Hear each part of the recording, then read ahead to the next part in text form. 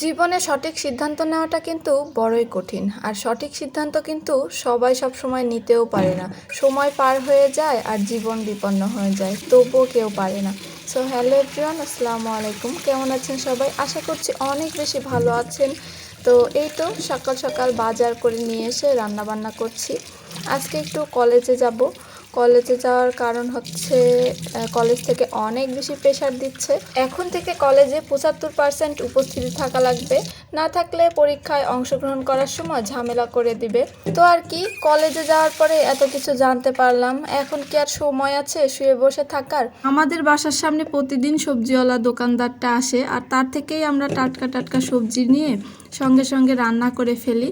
আর আজকে আমি silver cup মাছ ভেজে রান্না করব। আমার কাছে সিলভার কাপ মাছটা খেতে ভালোই লাগতো, এখন কেন জানি ভালো লাগে না, মাছের স্বাদ কমে গেছে।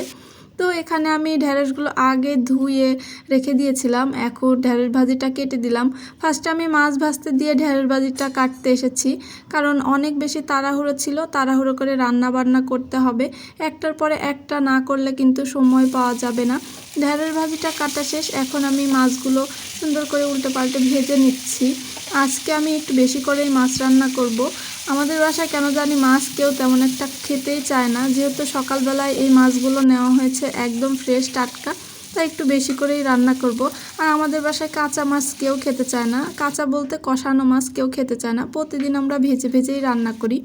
আর সরিষার তেল দিয়ে আজকে রান্না করব, কারণ দেখলাম যে তেল একদমই বোতলে ঢালা নেই। আর এখন আমি যেহেতু অনেক বেশি তাড়াহুড়োর মধ্যে রান্না করছি, তাই আর তেল ঢালতে গেলাম না। পটল দিয়ে আলুর তরকারি বরাবরই এই তরকারিটা আমার অপছন্দের, তবুও আমার হাজব্যান্ড যেহেতু এই তরকারিটা খায়, তাই আমি কিন্তু মাঝে মধ্যেই রান্না করি।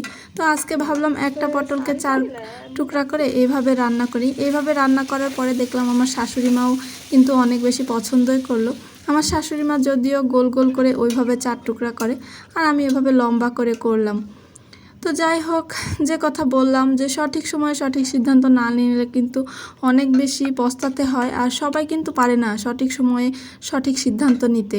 কারণটা হচ্ছে, আমি চেয়েছিলাম যে দ্বিতীয়বারের মতো আবার আমি কলেজ চয়েস দিয়ে অন্য একটা কলেজে ভর্তি হব, কিন্তু পারলাম না। আমার কলেজটা কিন্তু সরকারি কলেজ না, যার কারণে আমার মনটা অনেক বেশি খারাপ। আমার মেয়ে যখন পেটে ছিল তখন আমি কলেজ চয়েস দিতে যেতে পারিনি, সে পেটে থাকা অবস্থায় অনেক বেশি অসুস্থ ছিলাম।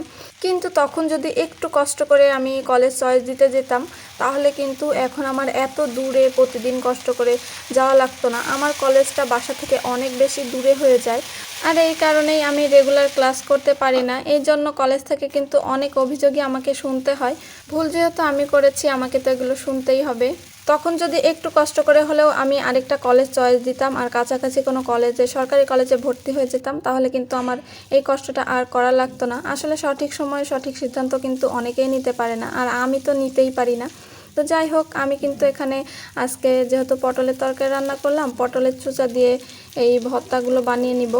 ভর্তা ভাত বরাবরই আমার কিন্তু অনেক বেশি পছন্দ খেতে, আমি মাঝে মধ্যেই কিন্তু ভর্তা ভাত করি। তো আজকে তরকারি করেছি, তারপরেও মনে হলো যে একটু ভর্তা বানিয়ে নিই, তাই চোচাগুলো ফেলে না দিয়ে এখানে কালো জিরা দিয়ে আমি ভর্তাগুলো করব, যার কারণে কালো জিরাগুলো ভেজে নিলাম।